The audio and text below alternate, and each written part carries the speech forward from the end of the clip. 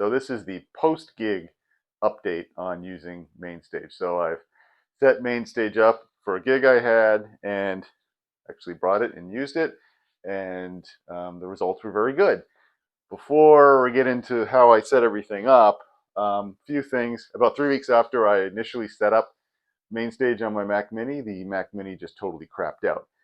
Brought it to the store and they were unable to revive it, so they were gracious enough to upgrade me to an M2 Pro for no extra cost, because that's what they had in the store at the time.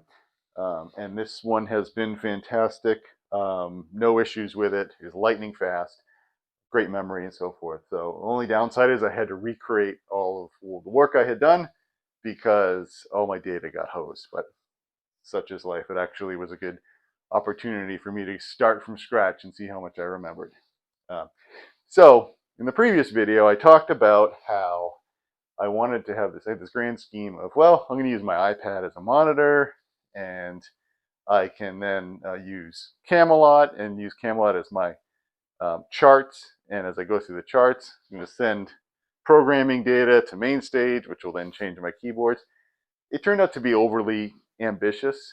I can get it working that way, but once I did, I realized it's just not going to be good on a gig. Just getting a 15-inch portable monitor was like $60 at the, maybe a little less.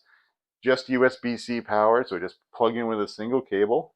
It's super light, much more real estate than the iPad had. I brought it to my gig and kind of placed it up here, leaning against the column, and I literally just took a piece of gaffer tape and double-sided it, stuck it, worked perfect. Didn't even move in the slightest. So that ended up being a good solution to that. So the way I've set up the performance window is I have the left side of the screen set up to display an image, and I've imported any charts or notes that I need onto that screen. So if you can see here, as I scroll through, there's a chart, there's another chart, and so forth. And it's generally big enough to read with my old eye. How do I have this set up? So this is pretty cool. So I created a template, a multi-template on my Kurzweil. And what the multi-template does is it reserves the first slot, the first layer in the multi for any triggering that I need to do in Mainstage. So basically that is for controlling Mainstage. And then I have these two buttons. I can switch from here, as you saw before, and I'm scrolling through. If somebody were to come up with a quick change in the set list, which happens often, I can't go right to it because they don't have a mouse and all that, but I can just scroll pretty quick to that song as long as it's in the set list. And then I have a few generic sounds set up, so in case something is called that's not on here, I can just quickly go to a piano or organ or electric piano or whatnot. I can also do that directly on the Kurzweil if I want to. So the way this is set up is it's kind of a mind scramble. I've got these two controllers set up to send out a signal to Mainstage that says, hey, go to the next patch or go to the previous patch.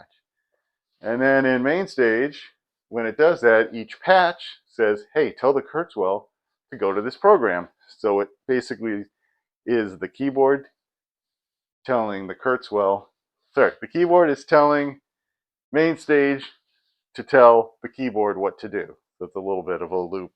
It took me a while to kind of get that right in my head, even though it's not that complicated. And then I can integrate stuff on here because I have a separate controller set up, and then I can duplicate, all the things you would expect to do with Mainstage. The audio is all coming through USB from the Mainstage to Kurzweil, so this keyboard is great because it's got an audio interface built in. So the only audio, I was going mono, so I had a single audio connector going from the Kurzweil to front of house through my DI. So that was great.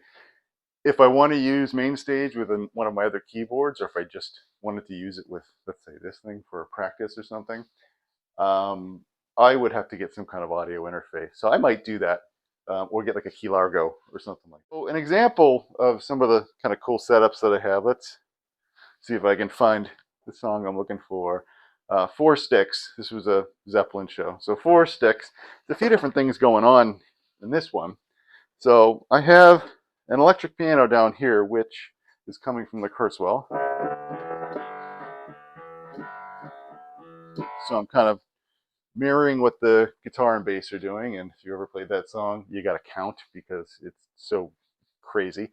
And then on my pedal here, I can bring in organ for the second part of that riff when it goes up to the A, G.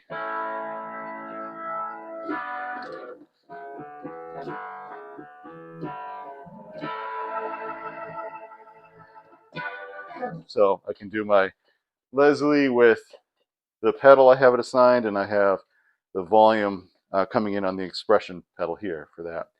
Then up here, I have Mellotron going, so when the string part happens. Great, so I've got a Mellotron string and Mellotron choir there. Love the Mellotrons in Mainstage. I mean, for 30 bucks, the sounds that you can get in Mainstage, it's unbelievable. I would have liked to have had like a Mellotron app or something, but they're fine. I would use those anytime. And then I've got a Mini Moog and one of the synths from Mainstage, the native synth, up here, so I can play this sort of dual mono part, which has some weird pitch stuff going on. You know, and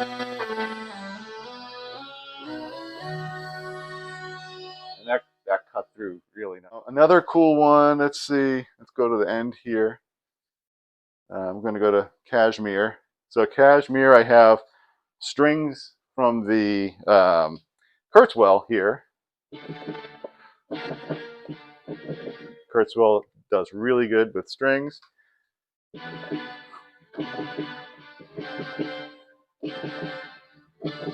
So, and then when the descending horn part comes, all I do is press on the first layer to activate it here.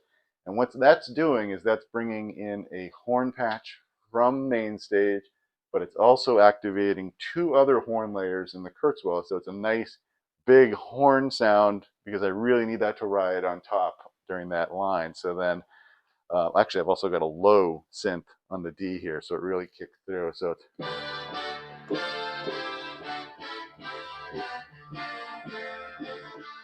and then back to the strings.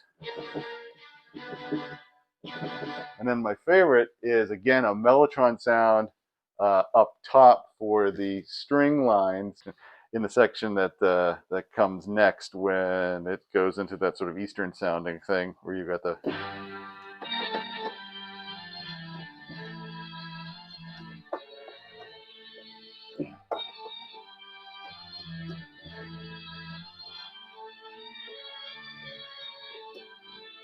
So that is a pretty cool one. There's a lot going on there to be able to map that out. But the combination of Mainstage with the Kurzweil is worked out really well.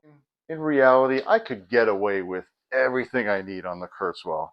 The things that I like to bring in from Mainstage, I have the IK Multimedia B3, which is better than the Hammond sound on the Kurzweil. That's no doubt about it. The Mellotron stuff, as I mentioned, there's some Mellotron samples in the Kurzweil, but they just aren't the same. These samples are fantastic. Otherwise, most of the sounds in the Kurzweil could get you through pretty much any gig. Piano stuff is all coming from the Kurzweil. There's some good pianos in Mainstage, but I think for live stuff, the Kurzweil, you can just beat on it with those pianos, and it's just fantastic. They sound really good. I mean, half of this is just cool to tinker around with this shit and try and think of stuff and try and come up with stuff. Same with the Kurzweil. Sometimes I challenge myself and say, hey, I want to do everything on one board this gig and really jump in and make it happen. So I don't think I'll use the Mainstage rig on every gig, but it's certainly nice to have as an option. And if there's a really complex gig that I have, it's probably going to be standard that I will do the work to set up the patches on that system. And I really have to plan it out ahead of time. So that's the rub, is I wouldn't just bring this to a gig unless it was really a defined set of songs and I really had a need to map out certain parts and things like that. Otherwise, I would just go with this or the Gemini DMC meat and potato stuff. But it sure is fun. And I'll see if I can show you. I'll get another clip, but I want to show how I've got it set up in the rack. So not much to look at, but you can see I've got a 2-space rack bag thing here. So in there, I've got the Mac Mini mounted to a rack shelf, and you can see it slides into this little holder, and I've got some zip ties on there because those are sort of like belt and suspenders. And then you can't really see it, that red thing in there, that is the hard drive that I'm using for the sounds in my library. So I'm not putting those on the computer themselves. And that's pretty much it. I got room in here for the keyboard, the monitor, the little magic pad.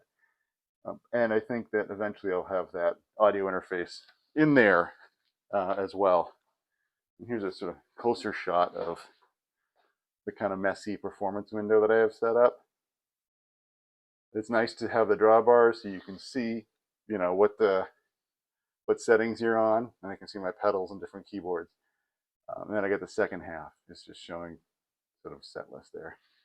And then as I scroll through, you can see different organ settings and different smart settings, smart controls, depending on what's set up. So yeah, that's it. And it is pretty convenient. So I'm pretty happy so far with how it's going. I look forward to the next gig, and maybe I'll have something else to report. Bye.